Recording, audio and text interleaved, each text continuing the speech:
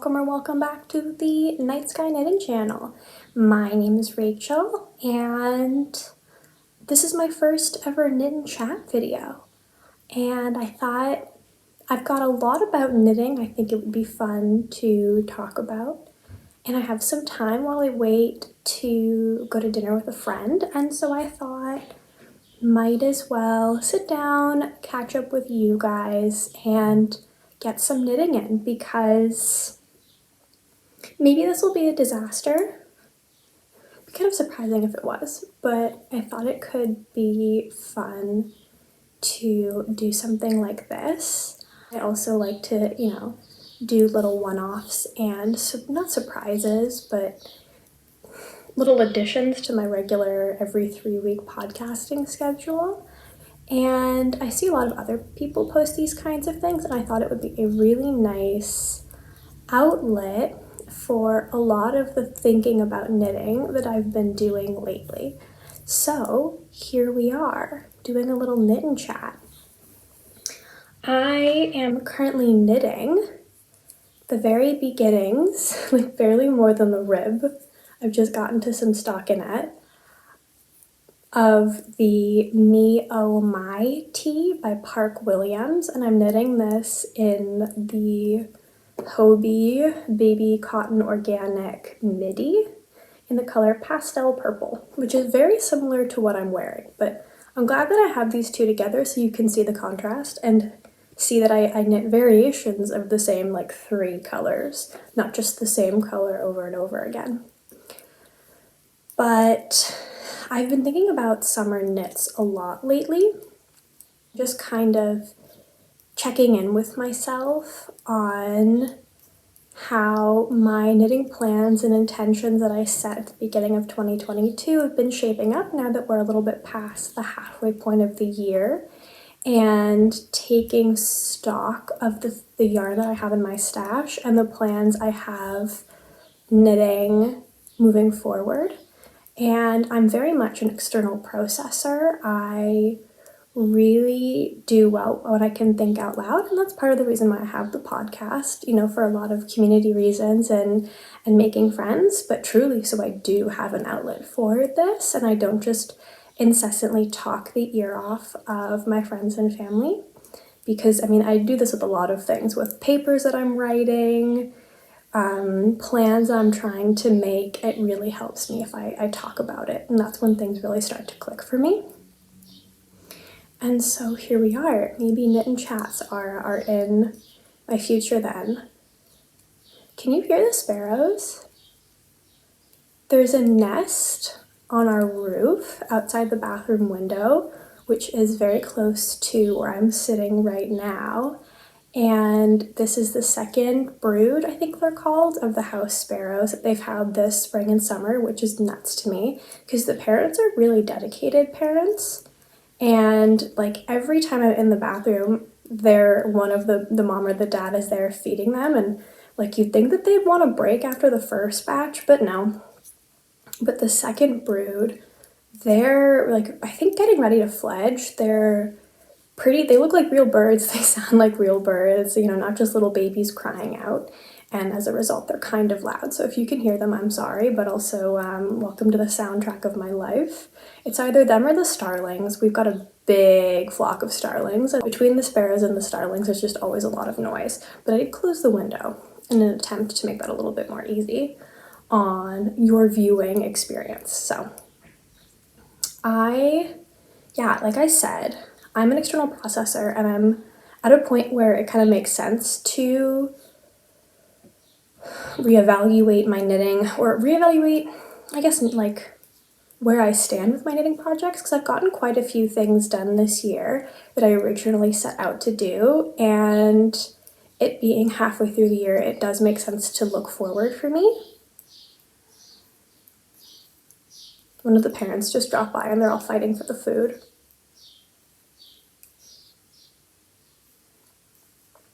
And something that's really become clear to me is that I need more summer clothing.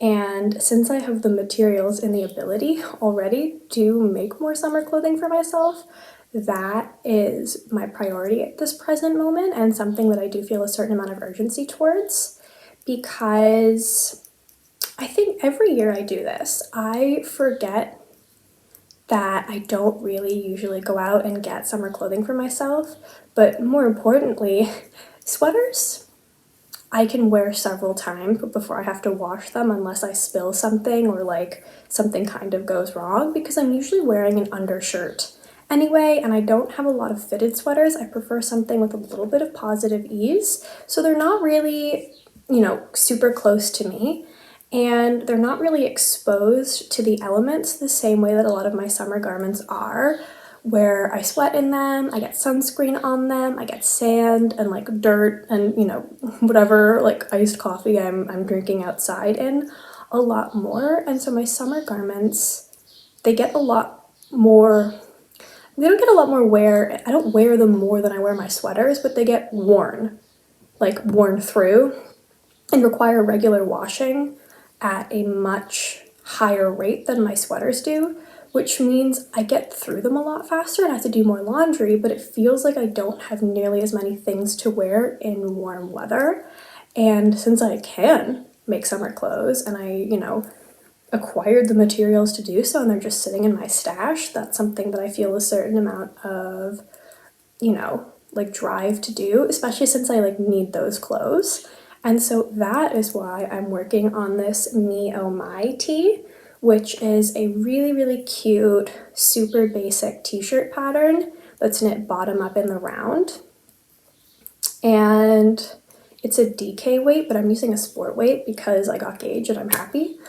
And I'm trying to knit this somewhat quickly because it really feels like summer really crept up on us. And all of a sudden it's really, really warm and I need these kinds of clothing. And I really would like to get this done where I can, actually enjoy it and then don't just spend all summer wearing the same 4 items and having to do laundry super often. And part of the reason why I'm excited for this garment is because I think the color is really fun. I'm always drawn to these kinds of things.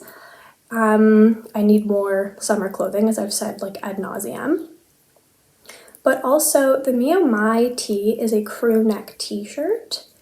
And I came into the summer, and if you've watched some of my previous videos talking about my knitting plans, I've talked about my need for summer garments several times, but now that it actually is summer, I have a little bit more clarity on what exactly kinds of summer clothing I need, and I do feel like I would get a lot of wear out of more high neck, higher coverage garments, kind of like this one, which is the Drinks on the Patio crop by Shanna K. Salmon, which I just finished, and it needs blocking, but I really, really love it. I'm planning another one. But I've realized that a lot of the more casual summer garments that I have, a lot of the tank tops that I normally like to wear around the house, leave me feeling a little bit exposed or unprofessional on Zoom calls, and no one said anything, and I genuinely don't think that they notice, but I notice. And while I wouldn't wear this pastel purple cotton t-shirt to the office on the work from home days, I think it would be a really great thing to wear. So that this whole area, the Zoom cutoff is basically this line for the mauve that I have that I can wear comfortably and work and be in the house in very comfortable clothing, and then also feel, I don't know, just better on work calls. And so that is why I'm furiously trying to get this done. And why I took the time to knit this Drinks on the Patio crop, which really is more of a Drinks on the Patio kind of going out casual tank top, and I will be wearing it to dinner with my friend tonight, and if it is still nice and clean and fresh, maybe to literally get drinks on a patio tomorrow after work with more friends. But because it has that thicker, it's rolling a little bit because it hasn't been blocked, but because it has that high neck and those thicker straps, which other women in my office in a virtual environment wear, this is something that I prioritize getting done and did kind of speed through. so that I could wear it, you know, on days like today when I'm working from home and it's 28 degrees and I can type my little emails and hop onto calls and feel secure and feel happy. So that has kind of reconfigured my knitting plans for the summer a little bit, instead of a whole bunch of maybe looser gauge, thin strap Jessie May tops, which are normally what I've knit myself in the past in the summer and I find super wearable and I like because they feel like a very versatile piece that I can wear in warm weather but then as an undershirt in cold weather.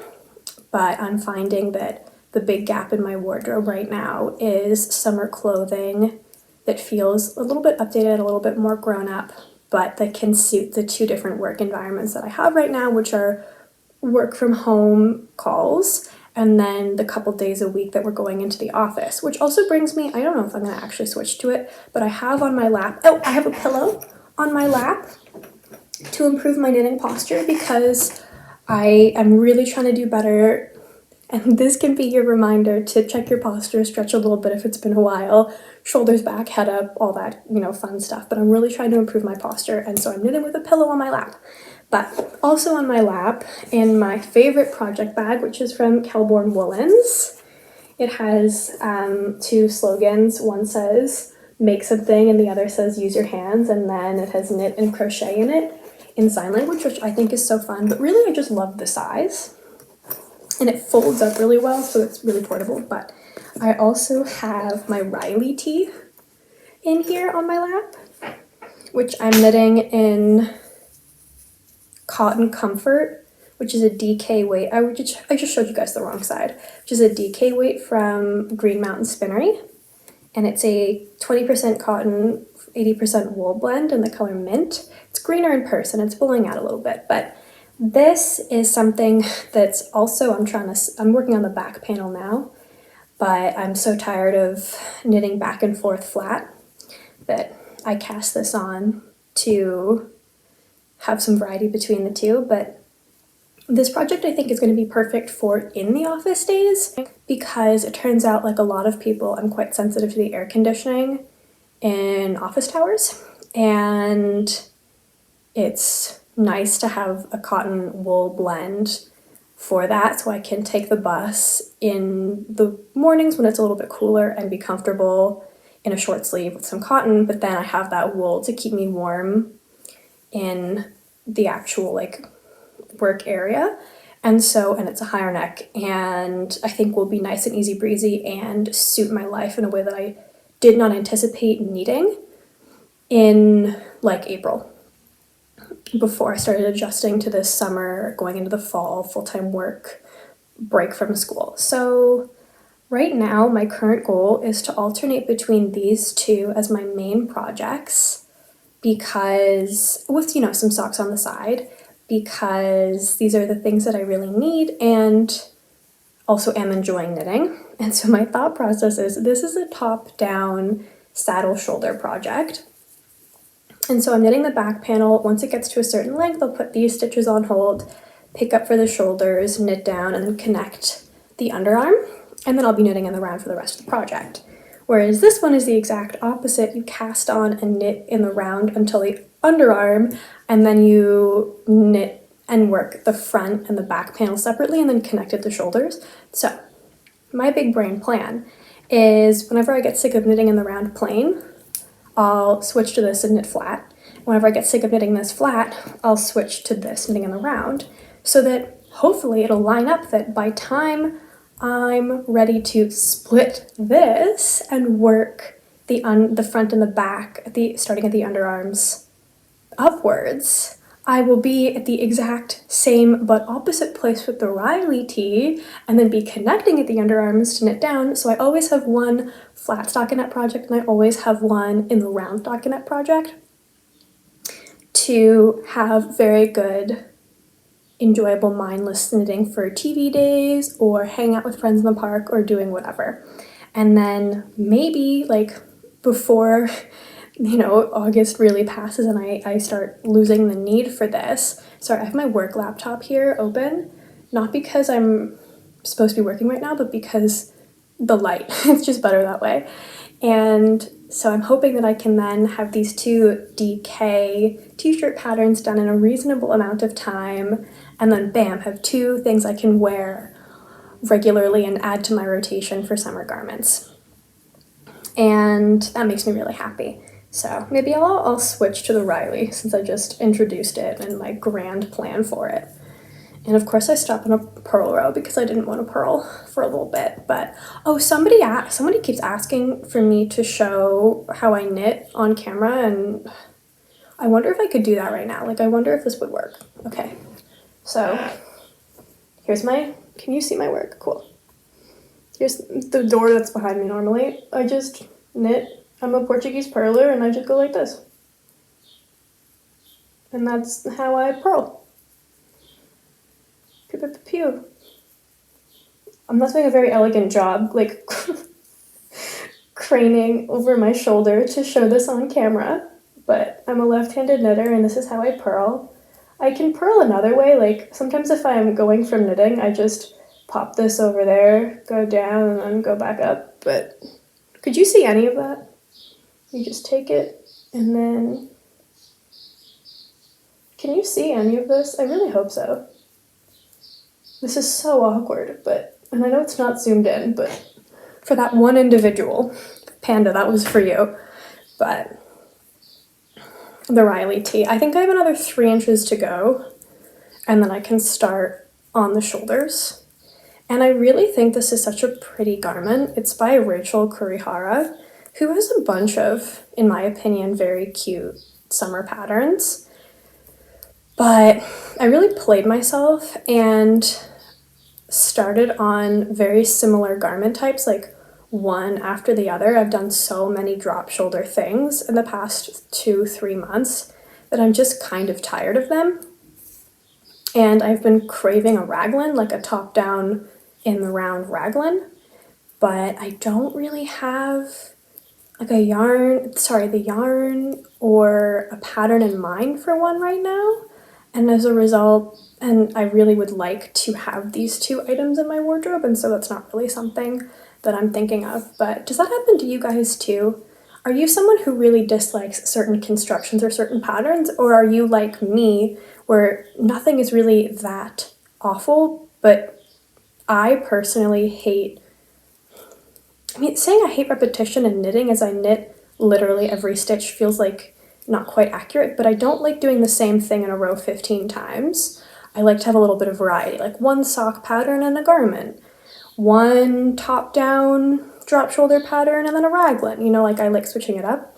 So where do you guys fall on that? I'm kind of curious. Because I find that it's not that I dislike purling. Like, I find it, easy and comfortable. I'm almost as good at doing it without looking as I am knitting. It's just, like, I don't like that I've had so many patterns that have required me to knit stockinette flat. Not because I dislike knitting stockinette flat, but because I like a little bit of variety. It makes me feel like I'm using my brain a little bit more, which is something I enjoy about knitting. So that's where I am. But this whole situation right now, where I feel urgency to finish these projects, not because there's a real deadline, but because I really want them as a garment, is kind of not frustrating to me, but I feel like I'm about to lose my window and lose my window to wear them, and feeling pressure with my knitting. It feels like I'm rushing through things instead of being present and really enjoying each of my projects. And I think I don't know where I fall in those process versus product knitter kind of debates, or that dichotomy, or where you guys feel you fall on that spectrum. I don't like knitting anything that I don't think will be a product that I get a lot of use out of. I've talked about this at length. That's because kind of, I think, the underlying ethos. I don't get nearly as much satisfaction or joy from a project if it's not providing utility to me. But I still, I knit because I love knitting. And so I don't like that I'm kind of in this place right now where I'm almost rushing it, and I'm so focused on the product that I'm almost resenting the process. And I'm looking forward to having these two done so that pressure is a little bit off me and I can go back to knitting kind of whatever I want, like knitting things because the whimsy to do so has struck me, if that makes more sense.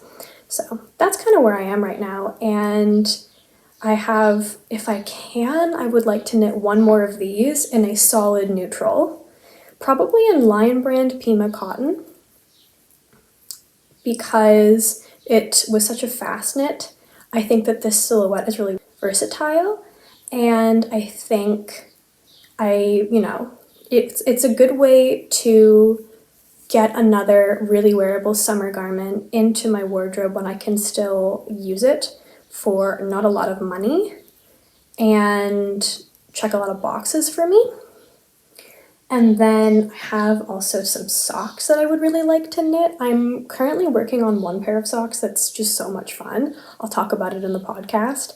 And I have another one where the yarn is wound up and sitting next to me, but I'm not quite ready to cast on because I would like to hit a little bit more of I would like to complete more of these two t-shirt patterns before I do so, because I mean, like I just talked about at length, these are where my attention is. And then I have I think at least 4 pairs of socks I'm planning on knitting as gifts, and one hat for gift-giving occasions by the end of 2022. And so I'm thinking I will start on a couple of those this August, and then once these summer tops are done and I'm just, wearing them, I'm hoping to maybe switch gears a little bit into maybe more gentle gift knitting than I got done last year. I thought that I was starting enough in advance last year, but I just ended up knitting so many gifts and also juggling starting my master's program and some test knits that it still ended up being quite a hectic time trying to get all of those done by the end of 2021. But I haven't really done a test. I haven't done a test knit since the end of January of this year, and I don't have anything against it, but I'm kind of just content to wait for patterns to come out and pay the $10 or so to have the fully finished pattern and not feel like I'm adding yet another deadline to my plate. And then also having the benefit of seeing all the testers' versions. I love seeing what patterns look like on a variety of bodies and zooming in on the details of the neckline or the raglan increases or the cuff or people's color choices or fiber choices. And you don't always get that when you're there on the ground floor, and when you sign up to test, there's often only one sample garment that the designer made. And I found that there have been a couple times when I've regretted not signing up for a test knit and then not regretted it anymore after I saw the tester versions. That sounds really mean, but I think you know what I mean, because you're not always going to know how a garment's going to look if you've only ever seen one photo of it, especially if it's only been shown as a whip or a flat lay on Instagram or something before a tester call went out. And so I don't really see myself signing up for a test knit anytime soon. And unlike last year, I still see so many sweater patterns and think, oh, I want that, I would love that. But this time last year, I didn't have nearly as many hand knit sweaters as I do now, because I spent, last year knitting them. And I think I was talking about this with Emily from High Fiber Knits the last time we hung out in person a couple months ago. And I mean, I think both of us are, I don't want to speak for Emily, but I think she's also talked about this on her channel, but realizing that I don't really need that many more hand knit wool sweaters, and that my knitting time and attention and closet space can be maybe better directed elsewhere. And there are 2 sweaters that I'm thinking I want to knit when it starts getting colder, but I'm hoping that I can spend, September onwards knitting my gifts and not feeling crunched, because I'd rather be working on something like a sweater for myself because because winter in Canada is coming, or because I have so many tests and schoolwork to balance and a part-time job to balance and all these gifts that I'm trying to get done. And so that's kind of what I've been thinking about looking ahead, is starting on my gift knits in August and September and hopefully working my way through them at a bit less of a frantic pace than I did last year. And I know that everyone always says that. We all of us crafters say, oh, I'm going to get started earlier this year, so it's not nearly as much of a crunch and it's not as stressful. But I'm hoping, because I'm looking forward to those gifts, and I got the yarn of my projects tangled. I'm looking forward to those knits, and I've been getting a lot of fulfillment, as Emily said in a comment on one of my last videos, and I think that's really she hit the nail on the head. But I've been getting a lot of fulfillment from stash busting and from gift knitting recently, and I would like to keep that going and take advantage of that. But there are definitely 2 sweaters that I'm planning on knitting this autumn that I'm already dreaming of. I'm not going to cast those on, I think, in the next few weeks because it's just too warm where I am to be working with wool.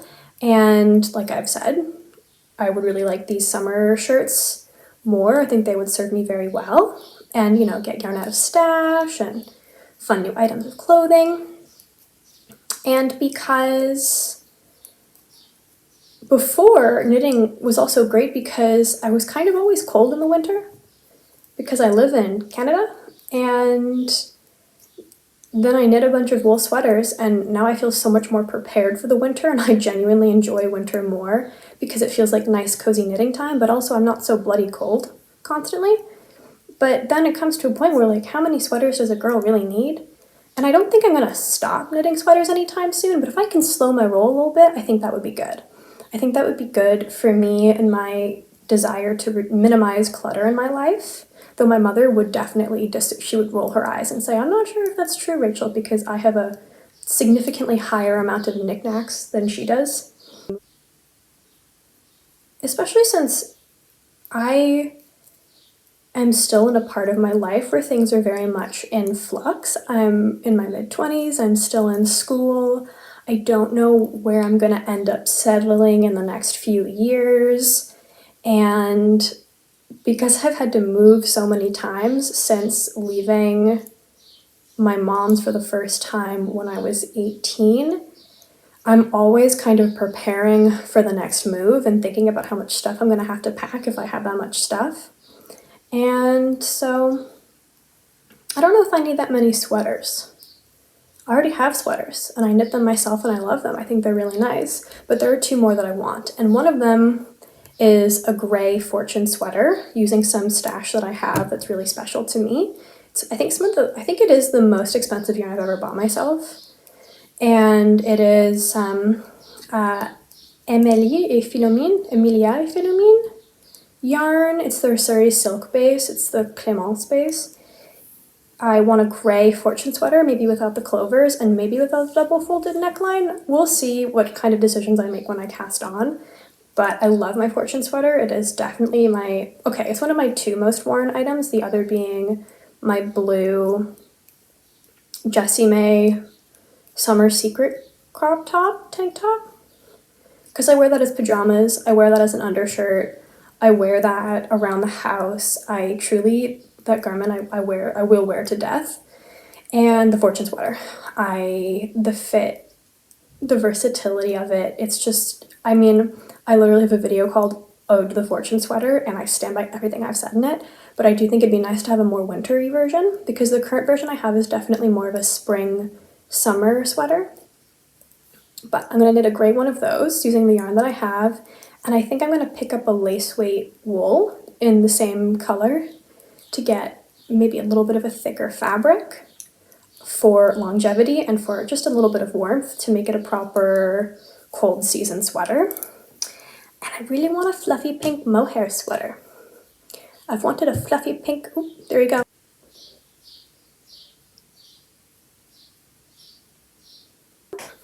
I've wanted a fluffy pink sweater since before I started knitting for real.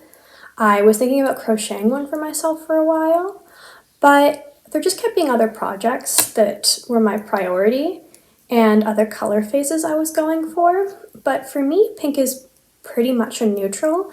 I'm just picky about pinks because, as you can see, I am the color pink, and I want one that's not going to clash with my literal face, and also one that's not going to make me look nude from afar. And I also tend to avoid knitting with mohair at first because I thought I would find it itchy because I can be kind of wool sensitive, and then I accidentally received some Knit Picks mohair in an order mix-up last summer and then made the crescendo blouse by the Knit Pearl Girl with it, and unfortunately I don't find mohair any more itchy than I find anything else, and in fact I find it quite comfortable except for right on my neck. And that is unfortunate because it's expensive and beautiful. And sometimes I worry about, like, I've heard some really scary things about the treatment of Angora goats and the production of mohair, and if I can avoid getting a taste for it, then I would like to. But I have a gift card for a store that stocks Knitting for Olive mohair, and I'm thinking this, my second sweater project for me, this autumn, winter, will be using that gift card to get some Knitting for Olive pink mohair and then holding it with a drops wool or something and knitting something in a really delicate, neutrally, for me, pink that'll go with all of my pants. And the two sweater patterns that I have my eye on for this have not even, they're not even in testing. They're, I think, both still being designed and written up, but I saw them talked about on social media by the designers, and I'm lying in wait, and so I think I would either like to knit the Cargill sweater or Cargill jumper. I don't know what she's decided on for the name, but the one that Rebecca of the Crayabea Knitting podcast is currently working on with the dip stitch design, I think that would be beautiful in pink.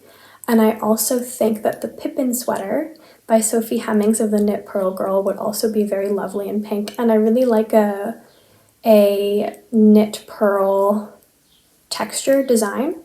And so I have my eye on both of those. I'm excited to see how the various testers come up with. I really hope the sparrows aren't distracting. Maybe I'm just repeatedly talking about the sparrows and you can't even hear them. I love them. I'm just like, I don't know if you guys are going to, but I'm really excited to see the testers come out with theirs and, you know, for the patterns to come out and then probably knit one of those in pink over winter break. I think that the Pippin sweater is a really timeless, throw-over, easygoing piece, and I think that the Cargill looks, and both look like so much fun to knit, but the Cargill is also kind of timeless, but a bit more of a showstopper, if that makes sense. And I've never done the dip stitch before, and I saw them and I thought, oh yeah, I'm gonna keep my eye out for that one. And yeah, also the name, the Pippin sweater, really gets me in the heart because my late dog was also named Pippin, and he died last year, and he was just the best boy in the whole wide world, and I'm willing to come to blows if anyone tries to dispute that. And I think it'd be really sweet to, I don't know, you know, like maybe this is just so silly, but to wear something that's also called Pippin a little bit in his honor, or I don't know, to feel a little bit closer to him.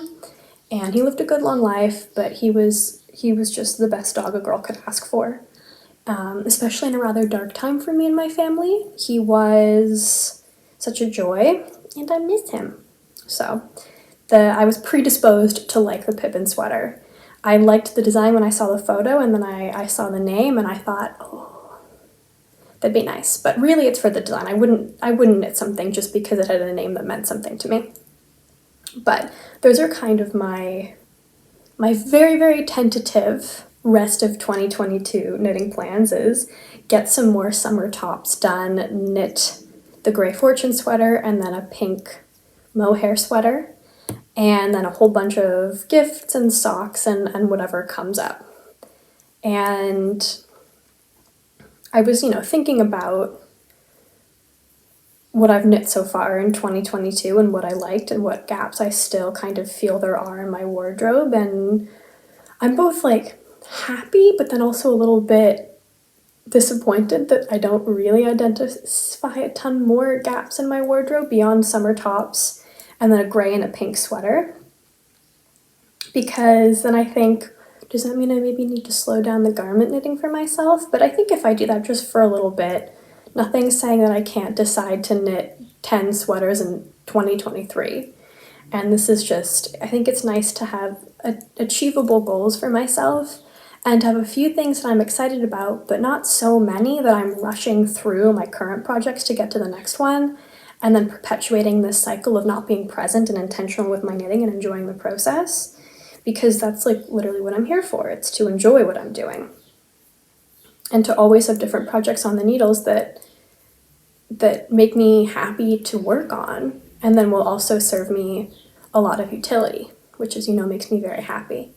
And I was thinking about the goals that I kind of talked about with you guys in my 2022 Make 9 video way back in January, and I looked at the Make 9 post that I posted to my Instagram and also showed you guys, and I've actually knit half of these things.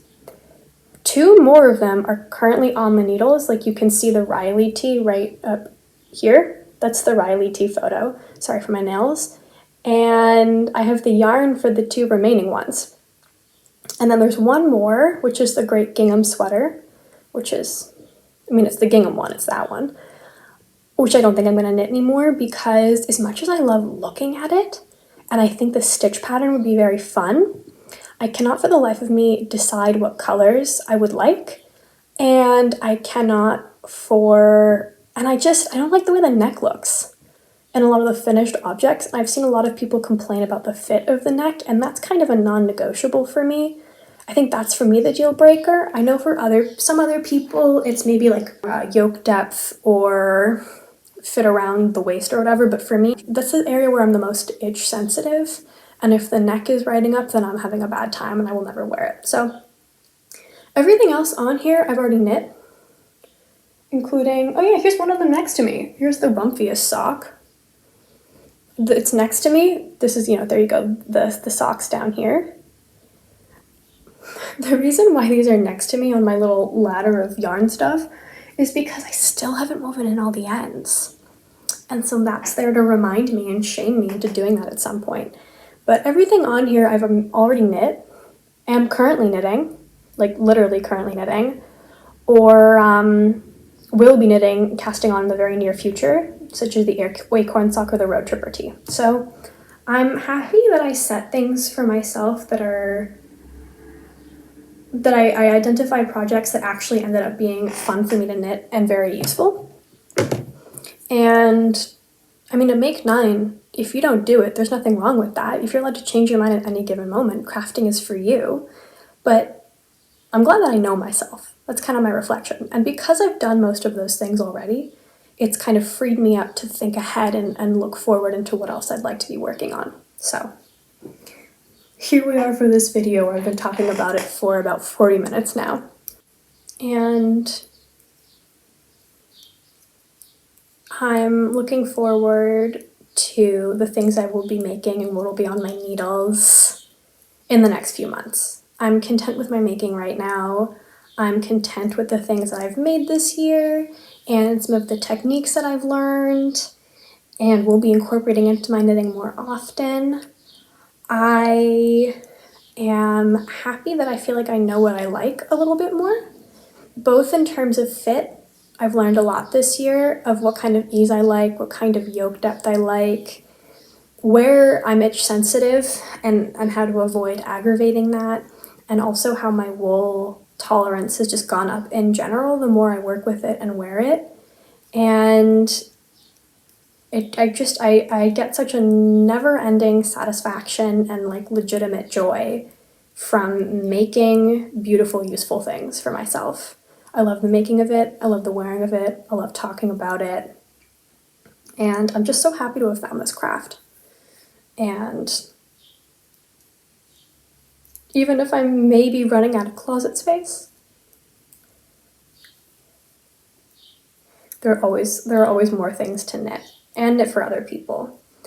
But yeah, I think part of the reason why I'm also thinking out loud a lot and right now thinking out loud a lot and sitting down and trying to evaluate immediate and, you know, like 6-month priorities and plans for knitting is because I really like having a rough timeline. I don't know why, it just suits my brain to have that kind of really loose organization, and nothing happens. I'm not angry or upset with myself if that plan changes, but I do like just a little bit of organization and a plan and check-ins with myself. But also I'm going home for about 3 weeks and will be away from my stash. And the last, I think 3 out of the 4 times I've gone to visit my mother in Toronto, I have not packed enough knitting, thinking that I'm being so pious and conscious of how fast I actually knit and how much, you know, room I have in my suitcase and trying to pack light. And then I'm just unhappy because I run out of knitting. And then I buy stuff. I don't need to buy stuff because I have a lot of what I want and what I need.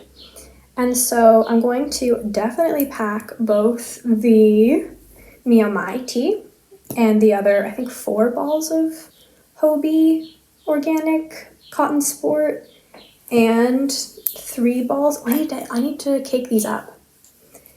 The other 3 balls I have for the Riley tea. So these are going to be my 2 main projects for that trip. And then I'm going to pack what I think will be no less than 3 different sock yarns, so I'm prepared. One sock project that I've already started. One sock project that I really want to start once I feel like I can, when I have some more progress on these guys. Just the acorn sock using some Artful Belle sock yarn that I got from my mother in December. And then also some self-striping yarn that I got from Hobie as part of my haul, that I also got this in, that I talk about the plans I have for it as a gift.